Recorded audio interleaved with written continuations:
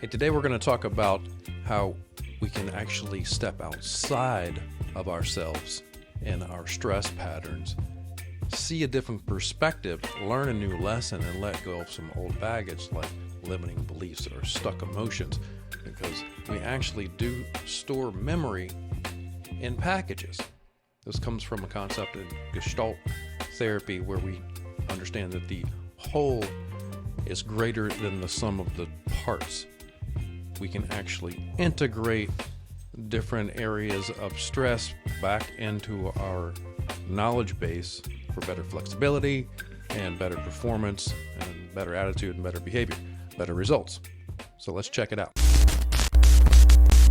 Do this by imagining an event from the past, or even anxiety is sort of like thinking of an event in the future that hasn't happened yet. You're just making up stories for future events that haven't really happened yet.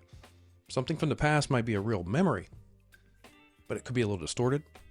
It could be a little bit generalized. You may have deleted some information around that subject and you think that's all there is. So there's a way to do this where it really helps break the pattern. It really does. It helps us see from a different perspective inside of our own memory. So it's pretty interesting that our subconscious takes in so much information every second, and we're only consciously aware of like half of a fraction of a percent of that. I mean, literally, our subconscious can take in 2.3 million bits of information every second. We are only conscious of 126 of those bits. That's a small fraction. That means you are storing information at the unconscious level. And you can inspect that information consciously from another angle to get more information from inside yourself. You know more than you think you know. So imagine you had a timeline that goes back towards your past. Maybe we're in now, we have a timeline. Maybe it's going backwards. Doesn't really matter the direction. Maybe this is backwards, outwards. And you have an event on that. Normally when we go back to our memories, we go right into the perspective that we stored the memory from. You're looking through your own eyes, you're feeling all the emotions again. You might be in an anxious state, an anger state, a depressed state, sad, whatever the dominant emotion is of that event. That's not very rational to get new resources. We believe that the state controls your outcome. If you can control your emotional state, you can easily control your outcome. If you have a traumatic memory or some kind of limiting belief memory and the dominant emotion is not very resourceful to gain a new lesson, we need to get outside of that emotion. If we imagine that this is a boundary,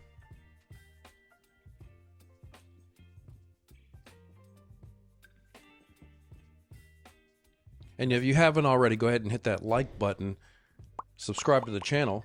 Feel free to share the video. This is all for educational purposes and better human performance. And that's the emotion inside of that boundary. We can float up around it like a bird or like a video camera, very stoically looking from other perspectives. This can be done in real time. If you're ever in an argument with somebody and you just stop for a moment and imagine floating out of your body and standing next to them, or even standing next to yourself. What would it look like from their perspective during this conversation? You might gain some insight. Oh, well, gee, I'm being kind of a jerk and maybe not so flexible. Or they've got a great point. You may have done this already, but if we do this in real time, great. We can establish more flexibility, gain more resources, hopefully not store it as a negative memory in the future. If it's something from the past, we can easily go back there, gain new information, let that old belief or that old stuck emotion go, and literally feel it in the body, that change.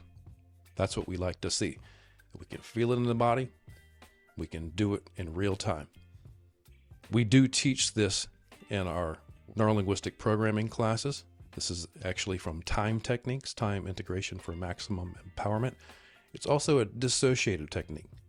Not to be negatively dissociated all the time, but to use this for different perspectives. It's always better to see it from other angles. So it works like this. Just imagine yourself floating above now and back into your past. Doesn't matter the direction.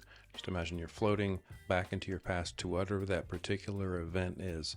Ideally, you've trusted yourself enough to ask your subconscious mind what it is. It's not the conscious answer. So before we go there, stop for a second. Ask yourself deeply and listen for that instinctive answer. What's the root cause of this issue? When I find it, the empowering lesson will allow me to let go of this issue. Whatever it is, a trigger, a negative emotion, some limiting belief about yourself, that past, usually traumatic big event that created some hard wires in the brain we need to override. Okay? Ask yourself, when was this root cause? There's an easy way to do this because we can find out how far back it is. Believe it or not, we have memories from the womb. Sometimes before that, we have cellular memory. So ask yourself, was it before, during, or after my birth? First thing that comes up, before, during, or after my birth. If it was before your birth, was it in the womb? What month? If it's after your birth, what age? Sometimes it's at birth. You're about to be a separate being. It's a big emotional time right there, where we just absorb all of mom's emotions and not sure if they're ours or not. We're not even programmed strong enough in our conscious mind to discern any of that. So we're taking on beliefs that simply aren't true. So that's a big one. When we find the event, now we're going to float back to it and look at this. Float back to it and stay outside of that emotional bubble. Stay above it. Just keep asking yourself, what is the lesson here? Keep asking yourself, what's the lesson until you get that strong, empowering shift that you know that has no power over you anymore. If you've gone far enough back in your timeline, you'll know because it'll affect every other memory. I like to think of this like a river. If the future's here and we're all the way into now, and the past is here, everything comes in a chronological timeline back to now, like a river. And we built those memories from past experiences built on top of each other. When we learn anything, basically, we learn it, we create the original file, we keep adding to the file.